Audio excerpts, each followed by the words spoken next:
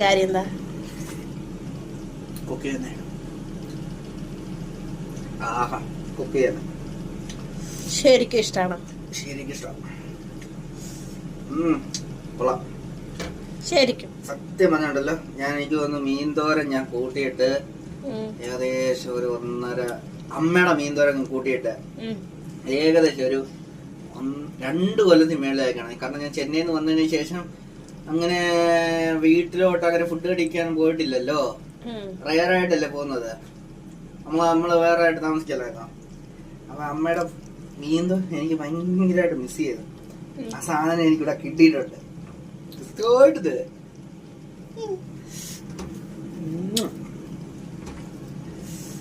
ഇഷ്ടപ്പെട്ടാ?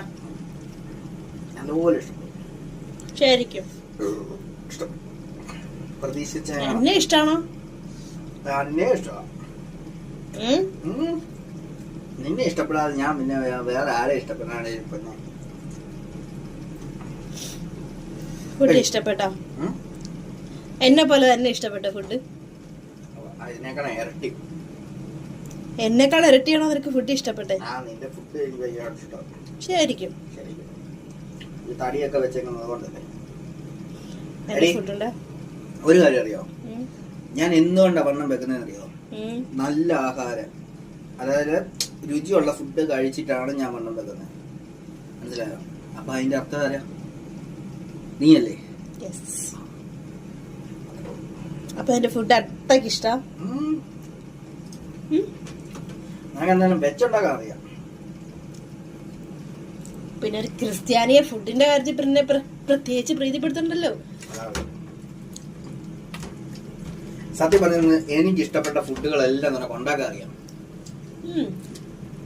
അത് സത്യ. എനിക്ക് ഇഷ്ടപ്പെട്ട ഞണ്ട്, ബീഫ്,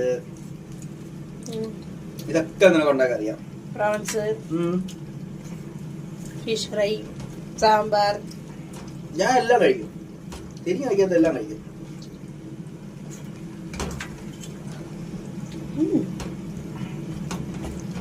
നൈസാ ഫുഡ്. എനിക്കൊരു ഉമ്മ തരുമോ? പിന്നെ 100 ഉമ്മ തരാം. എത്തതില്ല.